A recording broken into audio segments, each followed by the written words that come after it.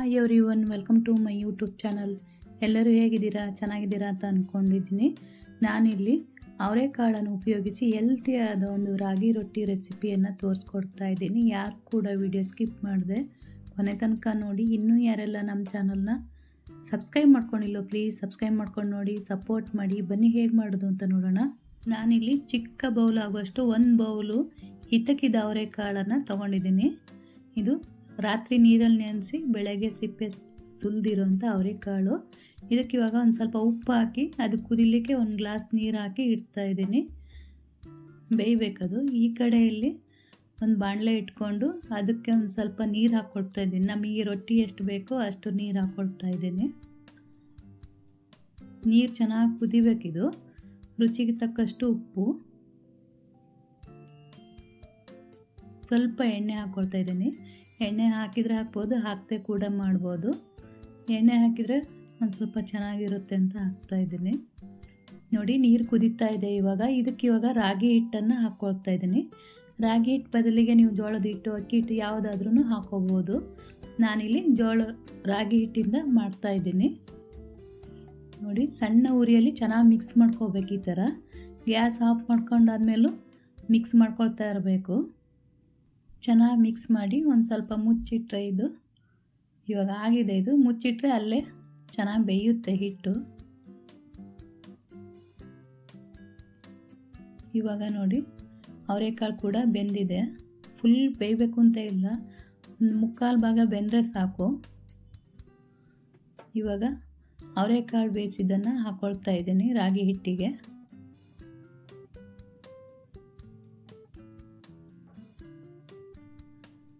ಈ ಥರ ಒಮ್ಮೆ ಮಾಡಿ ನೋಡಿ, ತುಂಬ ಚೆನ್ನಾಗಿರುತ್ತೆ ರೊಟ್ಟಿ. ಅವರೆಕಾಳು ಸೀಸನ್ನಲ್ಲಿ ಏನು ಬೇಕಾದರೂ ಮಾಡ್ಕೊಂಡು ತಿನ್ಬೋದು. ಇದು ಮೆಂತ್ಯ ಸೊಪ್ಪನ್ನು ಹಾಕ್ಕೊಳ್ತಾ ಇದ್ದೀನಿ ನಾನು. ಮೆಂತ್ಯ ಸೊಪ್ಪು, ಕ್ಯಾಪ್ಸಿಕಮ್ ಜಾಸ್ತಿ ಇದೆ, ನಾನು ಇಲ್ಲಿ ಸ್ವಲ್ಪ ಸ್ವಲ್ಪ ತೋರಿಸ್ತಾ ಇದ್ದೀನಿ. ಕ್ಯಾಪ್ಸಿಕಮ್ ಚಿಕ್ಕದಾಗಿ ಕಟ್ ಮಾಡಿ ಹಾಕ್ಕೊಳ್ತಾ ಇದ್ದೀನಿ.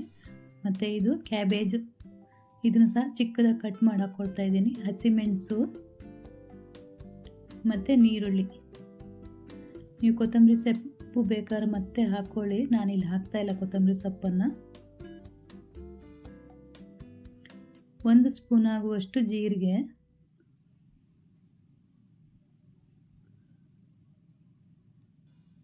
ಇದು ಕಾಳು ಮೆಣಸಿನ ಪುಡಿ, ಪೆಪ್ಪರ್ ಪೌಡರ್,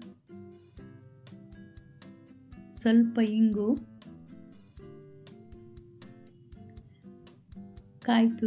ಕಾಯಿ ತುರಿ ಎಷ್ಟಾದರೂ ಹಾಕ್ಕೊಳ್ಳಿ ನೀವು, ಚೆನ್ನಾಗಿ ಸಿಗುತ್ತೆ ಬಾಯಲ್ಲಿ ತಿನ್ನುವಾಗ ಕಾಯಿ ತುರಿ ಮತ್ತು ಜೀರಿಗೆ. ಇದನ್ನೆಲ್ಲ ಇವಾಗ ಚೆನ್ನಾಗಿ ನಾದ್ಕೋಬೇಕು, ಮಿಕ್ಸ್ ಮಾಡ್ಕೊತ ಹಿಂಗೆ ನಾದಬೇಕು ಕೈಯಲ್ಲಿ.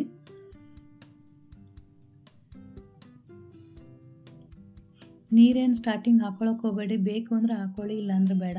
ನೋಡಿ, ಅದಕ್ಕೆ ಹಿಟ್ಟನ್ನು ಕಲಿಸ್ಕೊಂಡಿದ್ದೀನಿ. ನಾನು ನೀರು ಹಾಕ್ಕೊಂಡಿಲ್ಲ ಇಲ್ಲಿ, ಇದು ಕರೆಕ್ಟಾಗಿದೆ. ಇವಾಗ ಹೋಳಿಗೆ ಸೀಟ್ ತೊಗೊಂಡು ಸ್ವಲ್ಪ ಎಣ್ಣೆ ಸವರ್ಕೊಳ್ತಾ ಇದ್ದೀನಿ. ಹೋಳಿಗೆ ಸೀಟ್ ಇಲ್ಲ ಅಂದರೆ ಬಾಳೆ ಎಲೆ ಮೇಲೆ ಮತ್ತು ಪ್ಲಾಸ್ಟಿಕ್ ಕವರ್ ಮೇಲೆ ಬೇಕಾದ್ರೆ ಮಾಡ್ಕೋಬೋದು. ಈ ಥರ ಕೈಗೆ ಸ್ವಲ್ಪ ಎಣ್ಣೆ ಹಚ್ಕೊಂಡು, ತುಂಬ ತೆಳ್ಳಗೆ ಬೇಕಾದರೂ ತಟ್ಕೋಬೋದು. ನೋಡಿ, ಈ ಥರ ಎಣ್ಣೆ ಹಚ್ಕೊಂಡು ಒಂದ್ಸಲ ಎಣ್ಣೆ ಹಚ್ಕೊಂಡ್ರೆ ಸಾಕು.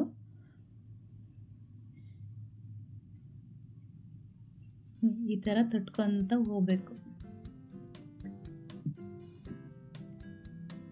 ಅದು ಕ್ಯಾಬೇಜು, ನೀರುಳ್ಳಿ, ಕ್ಯಾಪ್ಸಿಕಮ್ ಎಲ್ಲ ಇರೋದ್ರಿಂದ ಸೈಡೆಲ್ಲ ಈ ಥರ ಇರುತ್ತೆ, ಅದನ್ನು ಸರಿ ಮಾಡ್ಕೊತ ತಟ್ಕೊತ ಹೋಗಬೇಕು. ತುಂಬ ಚೆನ್ನಾಗಿರುತ್ತೆ. ಬೆಳಗ್ಗೆ ಮಾಡಿದ ರೊಟ್ಟಿ ಸಂಜೆ ಆದ್ರೂ ಕೂಡ, ರಾತ್ರಿ ಆದ್ರೂ ಕೂಡ ಗಟ್ಟಿಗೆ ಆಗೋದಿಲ್ಲ, ಆ ಥರ ಆಗುತ್ತೆ. ಈ ಥರ ಮಾಡಿಕೊಂಡ್ರೆ ತಿನ್ಲಿಕ್ಕಂತೂ ತುಂಬ ಚೆನ್ನಾಗಿರುತ್ತೆ. ನೋಡಿ, ಇವಾಗ 2 ತವ ಇಟ್ಕೊಂಡಿದ್ದೀನಿ, ಬಿಸಿ ಆಗಿದೆ ಕೂಡ. ಅದನ್ನು ಬೇಕಿದ್ರೆ ಮೇಲೆ ನೀವು ತುಪ್ಪ ಇಲ್ಲ ಅಂದರೆ ಎಣ್ಣೆನಾದರೂ ಹಾಕ್ಕೊಳ್ಳಿ. ಇದು ಕಬ್ಬಿಣದ ಹಂಚಾಗಿರೋದ್ರಿಂದ ಸ್ವಲ್ಪ ಎಣ್ಣೆ ಬೇಕದಕ್ಕೆ. 2 ಇಟ್ಕೊಂಡ್ರೆ ಬೇಗ ಆಗುತ್ತೆ ಅಂತೇಳಿ, ಒಂದು ಸ್ವಲ್ಪ ಬೇಯೋದು ಲೇಟ್ ಅಲ್ಲ, ಅದಕ್ಕೋಸ್ಕರ ಈ ಥರ 2 ಆದರೆ ಬೇಗ ಬೇಯುತ್ತೆ.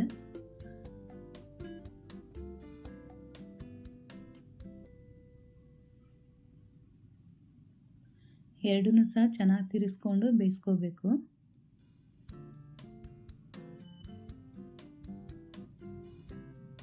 ಎರಡು ಸೈಡು ಚೆನ್ನಾಗಿ ಬೆಂದಮೇಲೆ ಸಂಜೆ ಆಗಲಿ ತಿರ್ಗಾ ಬೆಳಗ್ಗೆ ತಿಂದ್ರೂ ಏನೂ ಆಗಲ್ಲ, ಅಷ್ಟು ಸ್ಮೂತಾಗಿ ಬಂದಿರುತ್ತೆ. ನಿಮಗೆ ಒಂದು ಸ್ವಲ್ಪ ಕ್ರಿಸ್ಪಿಯಾಗಿರಬೇಕು ಅಂದರೆ ಮೇಲ್ಗಡೆ ಹಿಟ್ಟು ಹಾಕೊಂಡ್ರೆ ಕ್ರಿಸ್ಪಿಯಾಗಿರುತ್ತೆ. ನಾನಿಲ್ಲಿ ಒಂದು ಸ್ವಲ್ಪ ಸಾಫ್ಟಾಗಿ ಮಾಡ್ತಾಯಿದ್ದೀನಿ.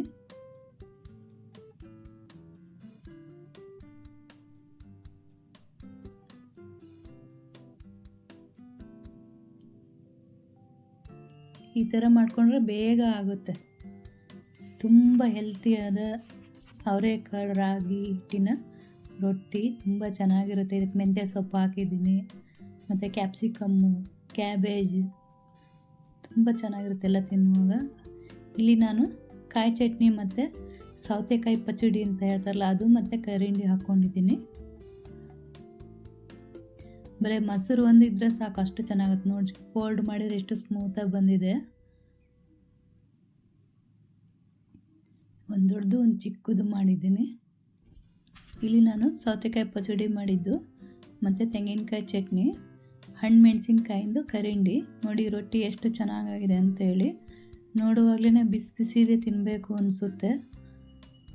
ಎಷ್ಟು ಚೆನ್ನಾಗಿ ಬಂದಿದೆ ರೊಟ್ಟಿ. ನೀವು ಒಂದ್ಸಲ ಟ್ರೈ ಮಾಡಿ. ಈ ವಿಡಿಯೋ ಇಲ್ಲಿಗೆ ಎಂಡ್ ಮಾಡ್ತಾ ಇದ್ದೀನಿ. ಇಷ್ಟ ಇದ್ದಲ್ಲಿ ಲೈಕ್ ಮಾಡಿ, ಕಮೆಂಟ್ ಮಾಡಿ, ಸಬ್ಸ್ಕ್ರೈಬ್ ಮಾಡ್ಕೊಂಡು ನೋಡಿ, ಸಪೋರ್ಟ್ ಮಾಡಿ. Thank you for watching.